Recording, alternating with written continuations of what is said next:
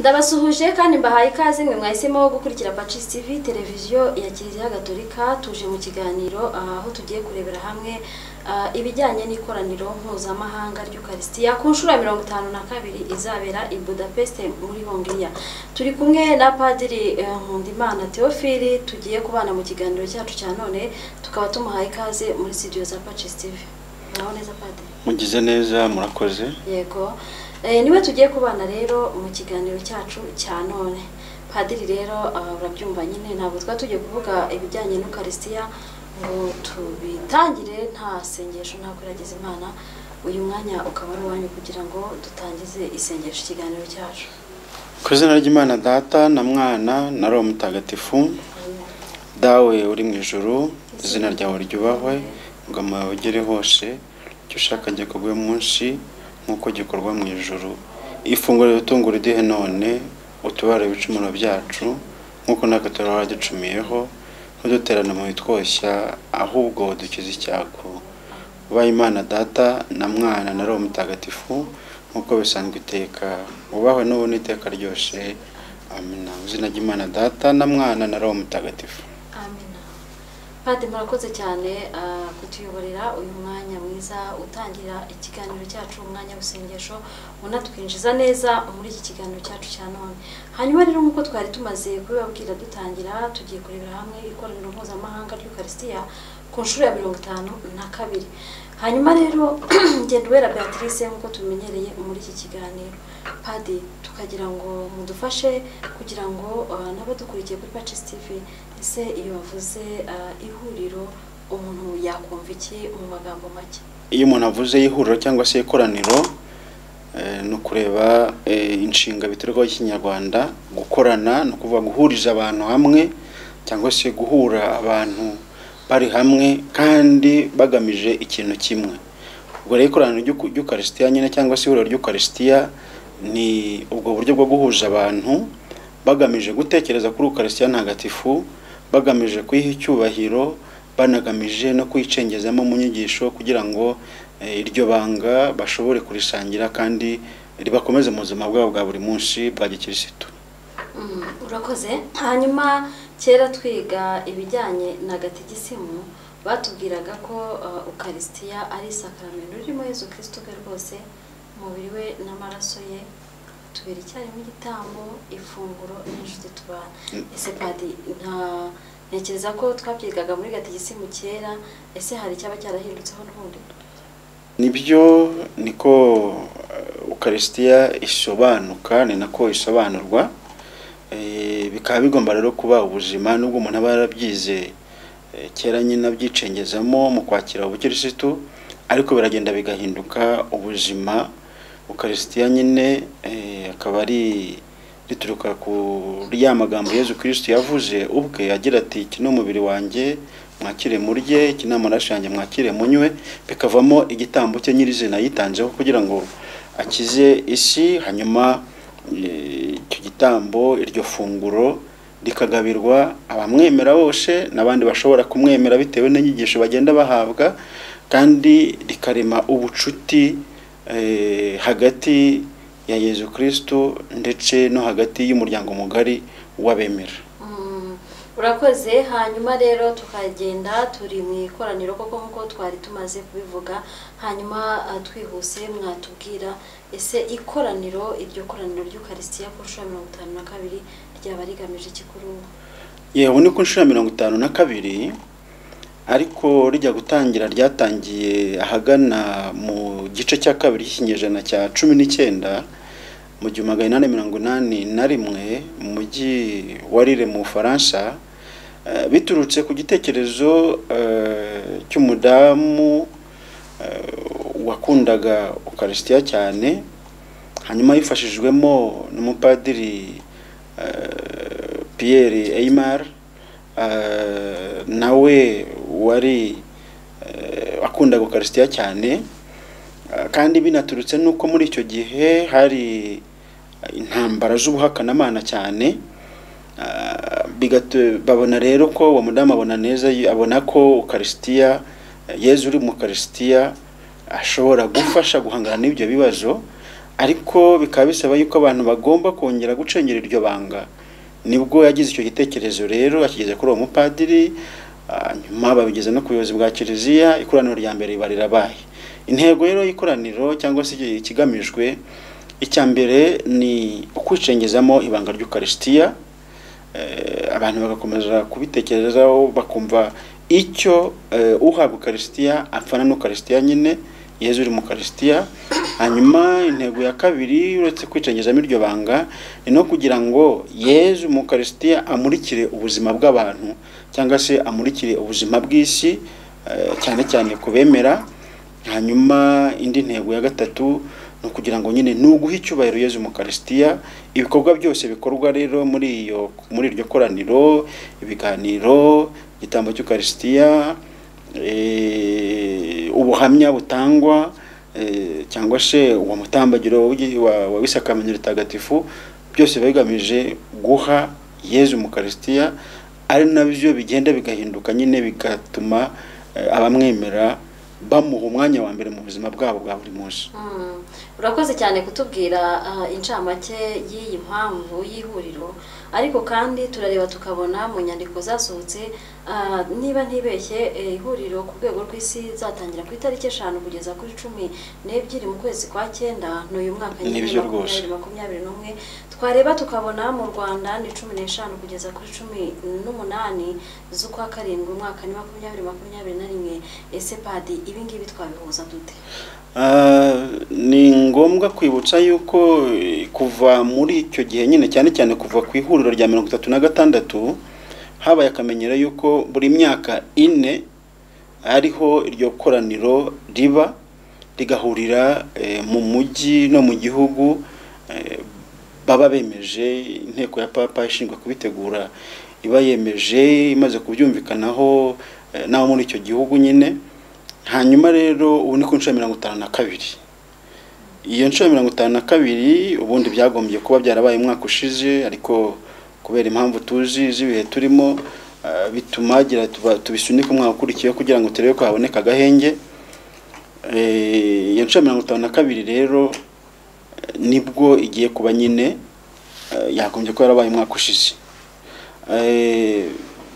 Kuba rero bizaba mu kwa 9 mu rwego rw'isi, hanyuma mu Rwanda bikaba mu kwa 7, hanyuma mu rwego rw'amadiyoseze yacu bikaba mu kwa 6, mu rwego rw'amaparuwasi yacu byarangiye ukwezi gushize.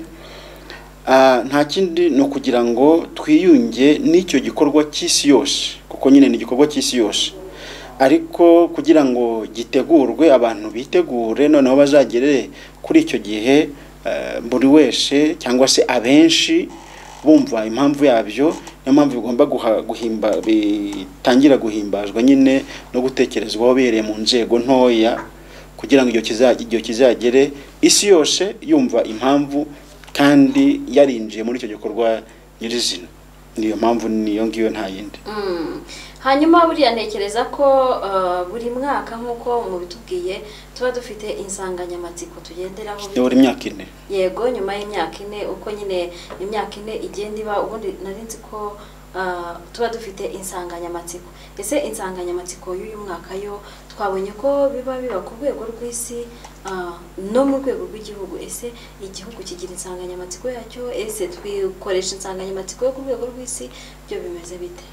Insanganyamatsiko yo ku rwego rw'isi aba ari umurongo mugari ubuyobozi bwa kiliziya butanze bafatanyije nabo ngabo baba bashinzwe kubitegura. Ariko kubera yuko iryo koraniro imwe mu ntego zayo ari kumurikira isi no gufasha kuba ibibazo bimwe na bimwe byakemurwa biturutse ku bubasha bw'Ukaristiya ntagatifu, igihugu nacyo gifite uburenganzira bwo gufata ya nsanganyamatsiko bakayigerageza kuyisanisha n'ubuzima barimo, kugira ngo nyine Ukaristiya ishobore kuba isoko y'ibisubizo icyo gihugu cyaba gifite. Nko mu Rwanda ubu ngubu insanganyamatsiko rusange yo mu rwego rw'igihugu niyo dukora muri Zaburi ya 47 umurongo wa 7 igira iti ni wowe soko y'imigisha yose.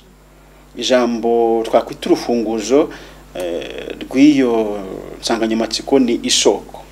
Ni wowe, ni Yezu, isoko y'imigisha yose. Mu Rwanda rero abepiskopi gatolika bo mu Rwanda bifuje kuyisanisha n'ibihe twari tumazemo iminsi cyangwa kandi tunarimo bijyanye n'ubwumvikane buke bwaturanze ndetse bwageze no ku bwicanyi. Hanyuma insanganyamatsiko iba yasoko Ukarisitiya, isoko y'ubuzima, impuhwe n'ubwiyunge. Umva yuko nyine Ukarisitiya turagira ngo ise cyangwa se itange ibisubizo, ibe isoko y'ibibazo twagize kandi dushobore kusubiza dukurikije uburyo tugenda tubana na Yezu Kristo mu Ukarisitiya. Iyo niyo nsanganyamatsiko muri rusange. Hanyuma rero turi ku itariki ya 15 kugeza kuri 18 z'ukwa karindwi. Turabibona ko mu Rwanda navuga ngo ikoraniro rizaba mbere yo ku rwego rw'isi.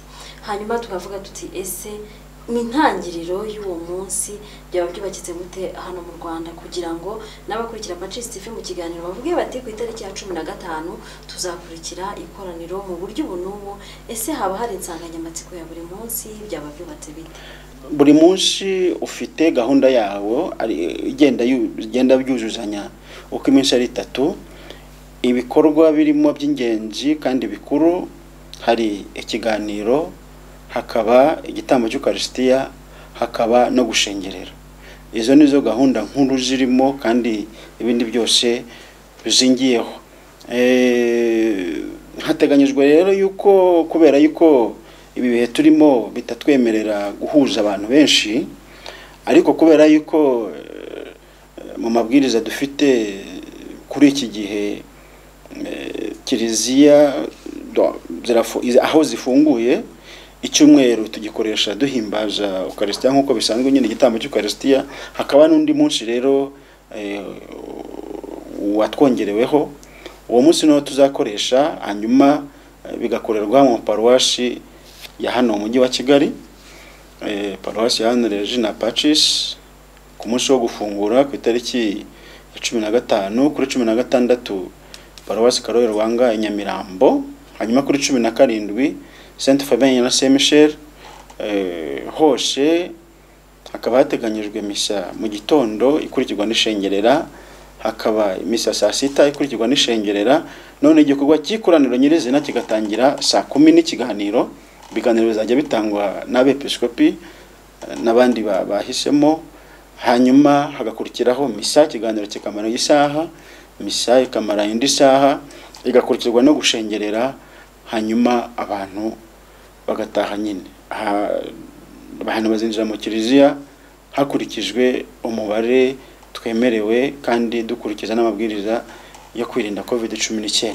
Ikirimo rero gisa n'ikidasanzwe ariko gisanzwe, cyatumye hari amaparuwasi birashobora guhuzwa, Sainte Famille na Saint Michel, nuko hateganyijwe umutambagiro w'isakramento ry'Ukarisitiya uzaturuka kuri Sainte Famille, paruwasi y'umuryango mutagatifu, ugana kuri paruwasi Cathedrale Saint Michel, ugatangira saa 9 ku itariki ya 17.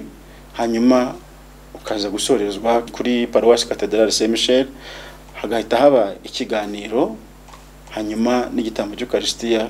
Uwo munsi ukaba urarangiye. Kuri 18 hakaba isozwa rizasorezwa kuri paruwasi Regina Pacis ingi ya Remera. Hanyuma hakaba igitambo cy'Ukarisitiya kizakurikirwa no gushengerera, hanyuma n'ubutumwa busanzwe nyine bw'abayobozi ba kiliziya bwo gusoza no gutanga uko tugomba kwitwara mu minsi iza mu rwego rwo kubana n'Ukarisitiya ntagatifu na Yezu mu Ukarisitiya. Padi, urakoze ukomoje ku kintu kijyanye wenda no kubahiriza ingamba zo kwirinda COVID-19. Urabibona koko nk'uko wari ubivuze, umubare twakira ni mukeya, cyangwa se hari n'amaparuwasi ntekereza ko atarabona uburyo bwo kuba babasha kujya mu kiliziya ngo babe baterana. Hanyuma rero tukavuga tuti ese nta buryo bwaba bwarateguwe bw'umwihariko kugira ngo abo bantu babe babasha kuba babona isakramento mu buryo bumwe cyangwa ubundi? ngira ngo niyo mpamvu guhimbaza byatangira mu rwego rwa paruwasi, kugira ngo amaparuwasi mu maparuwasi abayobozi b'amaparuwasi bafatanye n'inama y'ikirorambashyo yabo babanze babyinjiremo.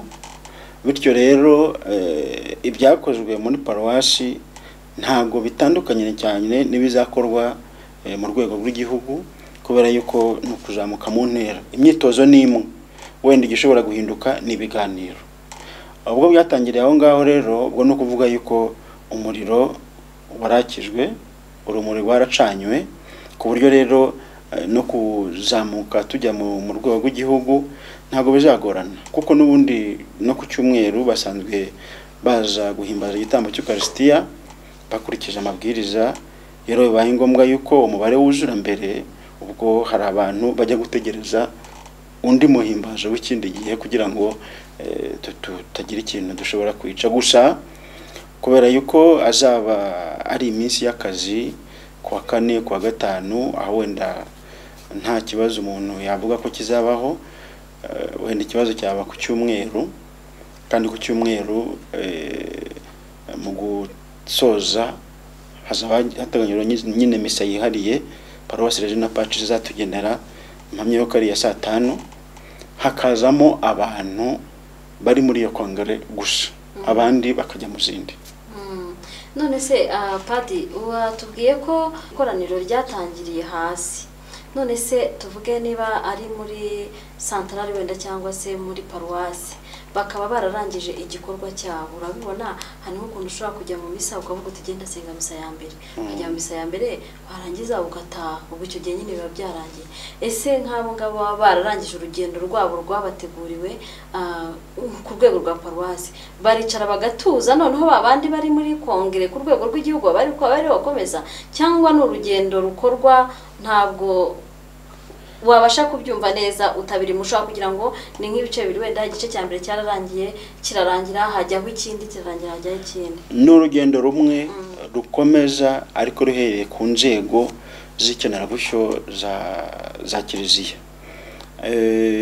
Ni nk'uko no kuvuga muri iyo gahunda, iyo habaye igikorwa gihuza abantu benshi kandi gihuza na kiliziya yose, hagira abantu bahagararira abandi muri icyo gikorwa ariko kigakorwa. Ntabwo twese mu Rwanda rwose twahurura ngo turahurira i Kigali, ntabwo byakunda, ariko mu Rwanda hose hazaba hari abantu bahagarariye abandi, ari nabo bazajyana ubutumwa aho ngaho baturutse. Kuvuga ko hazaba hari abantu bahagarariye abandi, hanyuma twagennye ko buri diyoseze izohereza nibura abantu 30, hanyuma abasigaye bakaba abo mu Nyarurembo nyine, hanyuma bose bakaba intumwa z'ibyiza bazakura muri iyo kongera. Urakoze. Hanyuma ngewe nibajije ku kintu kijyanye n'abantu navuga ngo bakuze cyangwa abafite intege nke. Urabizi ko akenshi hajya habaho wenda nk'umwihariko wo kubageraho mu miryango yabo aho bari kugira ngo bashyikirizwe Yezu mu Ukarisitiya. Ese muri iki gihe tuba tuzirikana cyane kuri Ukarisitiya ntagatifu, navuga ngo nta mwihariko w'abo bantu twavuga wenda ari abo bafite ubumuga, ari abo nyine urumva ibyo byiciro by'abantu batabasha kugera aho abandi bari wenda kugira ngo babashe gufatanya n'abandi icyo gikorwa. Ese bo nta ruhare mwaba mwarabageneye muri iyi kongere? Mu gusubiza iki kibazo ndagira ngo ubwire ko ubwo butumwa busanzwe bukorwa. Ibyo gukorwa muri kongere, kugemurira abarwayi, kugemurira abatishoboye, ni ubutumwa busanzwe bukorwa hakurikijwe uko ubuyobozi bwa paruwasi buba bwarabigennye, cyangwa se mu masantarari busanzwe bukorwa. Akenshi buri murwayi ni uburenganzira bwe, buri cyumweru ahabwa Ukarisitiya ntagatifu. Ikizabafasha kurushaho noneho muri icyo gihe nuko n'ibitangazamakuru bizagerageza noneho kubagezaho ibyo bikorwa uko birimo kugenda bikurikirana. Ari televiziyo ndakeka itazahatangwa, hanyuma radiyo Mariya Rwanda nayo ntabwo izahatangwa, kurya abo bantu ntabwo bazaba bameze nk'abahejwe muri icyo gikorwa. Hanyuma no muri icyo gihe nyine hakurikije uburyo imiterere y'ahantu, ndahamya kandi turasaba yuko abasaserdoti cyangwa se n'abandi bafite ubutumwa bwo kunganira, kugemurira abo barwayi, kugemurira abo bamugaye, abo badashobora gukuza hamwe n'abandi kubera impamvu z'ubuzima, icyo gihe bizaba akanya kugira ngo barusheho gukora ubwo butumwa babishimikiriye cyangwa se babishyizeho umutima, bazirikana yuko ari amahirwe tugize yo gufasha n'abo bantu kurushaho kuzirikana ko Eucharistia bahabwa muri uko kwemera bafite ko ibunganira mu buzima kandi ibafasha kugira ngo bashobore gutera agatambwe mu bukirisitu bwabo. Kandi iyo uganiriye nabo ubuhamya batanga usanga bose bahuriza yuko Eucharistia ntagatifu ibafasha kwihanganira ibihe twebwe tuba tubona bikomeye barimo. Urakoze. Mwe mukurikiye Pacis TV, turi kumwe na Padiri Theophile muri studio za Pacis TV, ari kudufasha kumenya ndetse no gusobanukirwa ibijyanye n'ikoraniro mpuzamahanga ku nshuro ya 52 n'ikoraniro ry'Eucharistia twitegura kwinjiramo hano mu Rwanda, nk'uko turi kugenda tubigarukaho atubwira ibyimbitse ibyo amakuru tutari tuzi. Mbese navuga ngo uri kuduha amakuru mashya, n'amakuru mashya. Hanyuma rero ntekereza ko namwe mukurikiye iki kiganiro muri kugenda mumenya uburyo muzitwara, amatariki ndetse n'ibizagenda bikorerwa muri iyo minsi izaba yateguwe. Hanyuma rero Padiri, tugikomeza ikiganiro twavuga ngo ese turabibona ko amatariki ntaragera, natekereza ko ku rwego rw'igihugu niko navuga, twebwe nk'abakristo turasabwa gukora iki? Ngira ngo impamvu y'iki kiganiro no kwibutsa ko iyo gahunda ihari cyane cyane mu rwego rwa Archdiocese ya Kigali, niyo mpamvu nyamukuru iki kiganiro gishobora kuzasubirwamo muri kiriya gihe cyegereje kwa karindwi. Nuko muri Archdiocese ya Kigali kimwe no mu diocese hose, nyuma yo guhimbaza mu rwego rwa paruwasi kuva kuri 24 kujya kuri 30, kuva ku itariki ya 3 kugera ku itariki ya 6 uri mu rwego rw'amadiocese. Muri iki kiganiro kigamije gukangurira abantu iyo gahunda ko iriho kandi ko duhamagarirwa kuyitabira. Birumvikana ntabwo dushobora kuzagera twese aho hantu, ariko nibura mu mitima yacu bikaba birimo, kandi tukanasabira iryo koraniro mu masengesho yacu ya buri munsi. Hanyuma rero ikindi, nubwo hagati yo y'ikoraniro rya diocese no mu rwego rw'igihugu harimo hafi ukwezi kose, ntabwo ari ukuvuga ko harimo icyuho. Ni ibikorwa bizakomeza, ikintu gihe gitangirira kikagira n'igihe gisorezwa ku mugaragaro, ariko ntibivuga ko ibikorwa byo kubaha Eucharistia, ibikorwa byo gukomeza kwicengeza inyigisho zidusobanura Eucharistia ntagatifu biba bihagaze, bizakomeza. Yewe na nyuma ya Budapest ibyo birakomeza n'ibintu bya buri gihe. Nuko ubu ngubu haba ari igihe twese tuvuga ngo twabihagurukiye kugira ngo turusheho kubyicengezamo, ku buryo niyo iryo huriro rirangiye cyangwa se iryo koraniro rirangiye, kiba gisigaye noneho ni ugutangira kurya kuri za mbuto zavuyemo, dukomeza kubana neza na Eucharistia ntagatifu, tukayihabwa twiteguye kandi tuzi neza aho duhabwa, kugira ngo yeza tubere nyine icyarimwe igitambo, ifunguro ndetse n'inshuti tubana. Hanyuma urakoze ku bisobanuro navuga ngo bigiza uri kugenda uduha ku bijyanye n'iri koraniro. Hanyuma Padiri, tuvugana ku musozo w'ikiganiro cyacu, ni buhe butumwa watanga wumva bwagenerwa abakurikiye Pacis TV muri aka kanya? Icyambere ni ugusabira iri koraniro, kandi buri wese aho ari agerageza uko ashoboye kose kugira ngo yongere yihugure ku mutima cyangwa se no mu bikorwa. Ashobora gusoma, ababishoboye bakigisha abandi agaciro ku Eucharistia mu buzima bwacu bwa gikirisitu, kuko Yezu Kristo twiyeguriye duhabwa batisimu ntagatifu, tukamwakira muri Eucharistia ntagatifu, tukamwakira no mu yandi masakaramentu yose twagiye duhabwa, cyane cyane yibanze batisimu gukomezwa n'Eucharistia n'andi yose yagiye yongereraho, twabyemeye ku bushake bwacu. Nayo mpamvu tugomba guharanira kumubanira neza, natwe twibanira neza kugira ngo tunoze imibereho yacu, ari twebwe hagati n'Imana, ari twebwe hagati yacu abemera, arigamaye no hagati yacu n'ibidukikije ibiremwa tubana nabyo, tukabyorohera kugira ngo nabyo bitworohere. Icya kabiri nuko kwa gatandatu ku itariki ya 5 z'ukwezi kwa Kamena, ubwo nyine tuzaba turi muri gahunda ya ikoraniro mu rwego rwa diocese.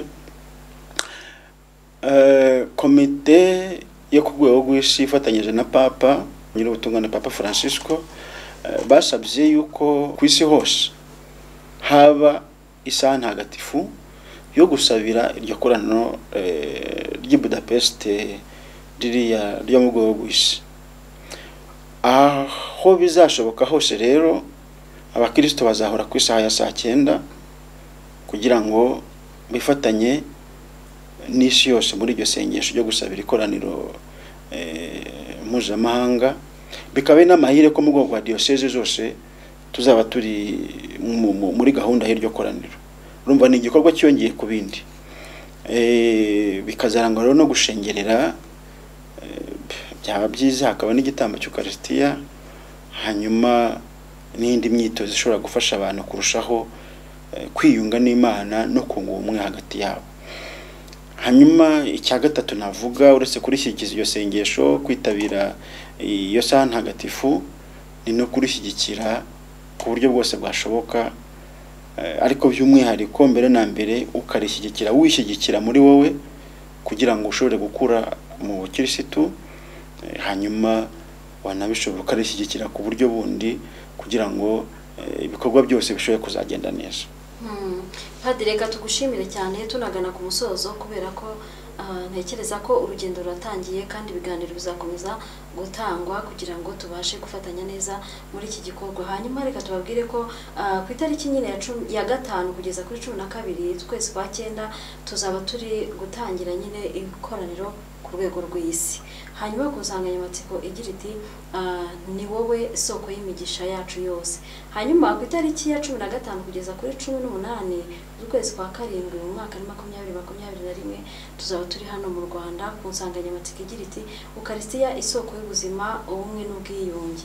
Hanyuma tubararikire rero kuzakomeza kubana natwe muri gahunda zitandukanye, haba mu biganiro, haba mu mahuriro adufasha gusenga kugira ngo tubashe kumva neza agaciro ko Eucharistia nk'uko tuba twabiteguriwe n'abayobozi ba Kiliziya. Reka rero mbashimire mwitwabanye muri iki kiganiro, ngira ngo mbararikire kuzakomeza gukurikira ibiganiro byose bitandukanye bivuga kuri iri koraniro mpuzamahanga ry'Eucharistia ku nshuro ya 52.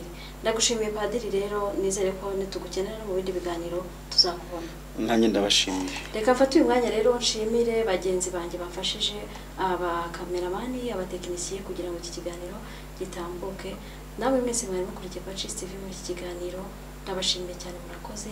Jye na Ruwera Beatrice, konogerwa na gahunda za Pacis TV.